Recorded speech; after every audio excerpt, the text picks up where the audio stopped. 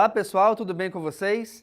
Nesta nossa aula, vamos aprender aqui sobre um assunto bem bacana, onde ele nos fala sobre a soma dos termos da PG finita. Ou seja, se a nossa PG ela é finita, nós sabemos o seu primeiro termo e o seu último termo, independente da sua ordem. Como assim? Não interessa se eu vou pegar uma PG com 4 termos, com 10 ou com 50.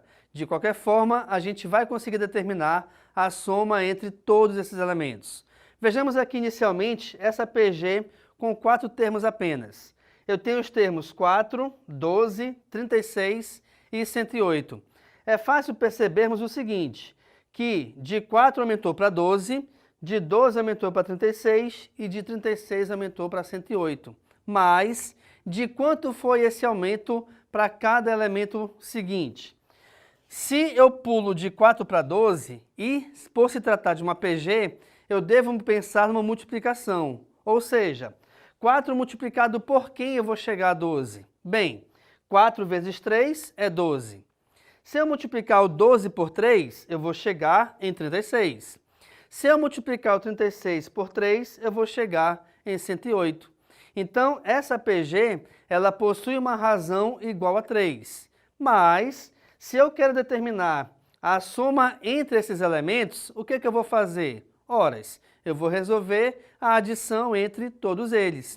Logo, então, a gente vai ter 4 mais 12 mais 36 mais 108. Nesse caso, o valor da adição entre esses 4 elementos é igual a 160. Perfeito. Mas isso fica fácil de perceber para uma PG com poucos elementos. Mas e se de repente eu quiser determinar a soma de 50 termos de uma PG, ou a soma de 30 termos? É necessário você resolver a adição entre cada um deles individualmente? Não. Para isso a gente tem aqui essa formulazinha que vai nos ajudar quanto a isso.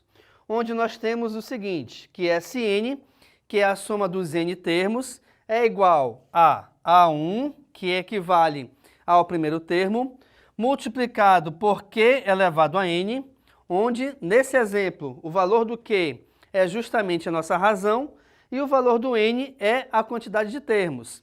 E esse valor, ou essa potência, subtraída de uma unidade. Gente, temos que perceber também o seguinte, na fórmula geral da PG, esse menos 1 ele vem aqui no expoente, o que é bem diferente na fórmula da soma dos termos da PG finita, tá bom? Por quê? Porque esse menos 1, no termo geral, ele subtrai uma unidade do n do expoente. Esse menos 1 aqui da soma, ele subtrai uma unidade da potência do Q elevado a n, certo? E toda essa operação aqui em cima deverá ser dividida por Q menos 1. Outra coisa bem legal aqui de perceber é o seguinte, se eu vou somar, por exemplo, ou se eu devo determinar o valor da soma de 15 termos, o n aqui é 15. Automaticamente, esse n aqui de cima também será igual a 15. Até porque esse n do S e o n do expoente do Q equivalem ao mesmo valor, certo? Vamos verificar aqui então um exemplo de aplicação dessa fórmula da soma dos n termos. E aí, olha só um detalhe bem interessante. Eu tenho a seguinte sequência, 3, 6, 12 e assim segue. Opa, como assim segue? Repare que essa PG ela termina com as reticências, ou os 3 pontos. Quando você tem qualquer sequência terminando com reticências, o que acontece? Essa PG ela é infinita. Aí você pensa assim, pô professor, peraí, essa PG aqui ela é infinita, mas a fórmula é para PG finita. E aí? E aí o seguinte, que por mais que eu esteja envolvendo uma PG infinita nesse exemplo, mas dessa PG infinita eu estou determinando o intervalo. Eu quero calcular a soma dos 10 primeiros, ou seja, do primeiro termo até o 10º. Por mais que eu tenha outros elementos após o 10º, por enquanto eles não nos interessam aqui para esse exercício, tá bom? Então vejamos. Calcule a soma dos 10 primeiros termos da PG. Se eu quero 10, eu estou determinando a quantidade, eu vou utilizar a fórmula da soma dos termos da PG finita, que é justamente essa que eu lhes apresentei agora há pouco. Então, olha lá. A fórmula do SN é igual a A1, que é o primeiro termo, que multiplica Q elevado a N menos 1 sobre Q menos 1. Então, inicialmente, nós temos que determinar quem são essas variáveis dentro da sequência. Então, repare aqui comigo. O A1, que equivale ao primeiro termo, logicamente, é o primeiro valor que nos aparece aqui na sequência. Por esse fato, então, o A1 vale 3. Aqui tem 3. Quem é a razão? A razão é o valor numérico onde os valores vão aumentando ou diminuindo de valor. Aqui nesse caso, então, reparem que eu pulo de 3 para 6, 6 para 12 e assim sucessivamente. Então, os valores vão aumentando, eu tenho que pensar numa multiplicação. 3 multiplicado por quem é igual a 6? Bem, 3 vezes 2 é 6. 6 vezes 2 é 12. Então, o próximo aqui seria 12 vezes 2, que é igual a 24. E o próximo, 48. O próximo, 96. E assim você vai resolvendo sempre a multiplicação de um termo anterior por 2 para achar o próximo. Como nós temos aqui a reticências, pessoal, isso significa que a razão ela será igual a desses 3 termos para todos os posteriores, tá bom? Então, quanto a isso, não há problema. Sendo assim, então, a nossa razão Q vale 2. Por que que aqui o 12 está elevado à décima potência? Porque o n é igual a 10. Como que eu sei que o n é igual a 10? Justamente porque a questão nos pede a soma dos 10 primeiros termos. Então, nós estamos definindo essa quantidade de termos como sendo 10. Então, justamente o n vale 10.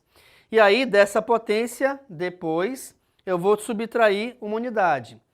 Tudo isso dividido por 2 menos 1. Vamos lá.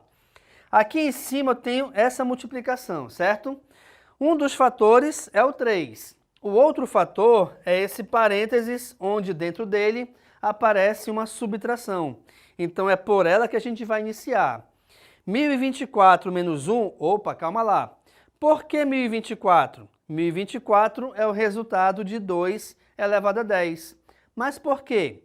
Porque se eu tenho 2 elevado a 10, esse 2, que é a base, ela vai ser repetida 10 vezes. E aí você vai resolver a multiplicação entre todos esses fatores 2. E essa multiplicação entre os 10 fatores igual a 2 me dá justamente como resultado igual a 1024. 1024 menos 1, o resultado é 1023. E aí eu vou resolver a multiplicação de 1023 por 3, cujo resultado é 3069.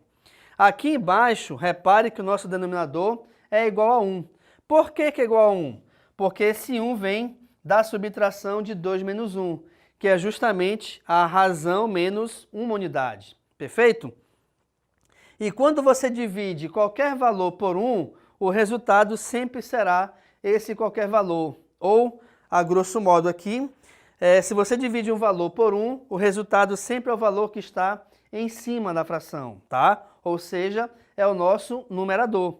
Então, a soma dos 10 termos é igual a 3069. Reparem que eu não determinei quem são os 10 termos. Eu nem sei quem são todos os 10 termos, mas eu sei que a soma entre eles é igual a 3069. Se você reparar bem, essa fórmula ela é bem interessante também no seguinte. Vamos supor que eu tenho uma comunidade onde essa comunidade teve alguns casos de Covid. E aí, esses casos de Covid vão aumentando proporcionalmente sempre na mesma razão, tá? E esses casos vão aumentando geometricamente. O que acontece então? Vamos supor que os casos contaram, a gente quer fazer a contagem, aliás, do total de casos em uma semana, que equivalem a 7 dias. Então, eu vou pegar o primeiro valor da quantidade de casos, vou determinar a última contagem, né, do último valor e a razão entre eles. E utilizando a fórmula dessa soma, a gente consegue determinar o total de casos que houveram nessa comunidade, nessa semana referida. Certo, pessoal? Então, nessa aula nós trabalhamos aqui a soma dos termos da PG finita, onde eu te mostrei um exemplo de aplicação, né, de como a gente tem uma PG finita, a soma desses termos, a fórmula necessária para determinarmos o valor dessa soma e, além disso, nós verificamos também um exemplo de aplicação dessa fórmula. Fique à vontade para tirar foto do quadro. Muito obrigado pela atenção e tchau!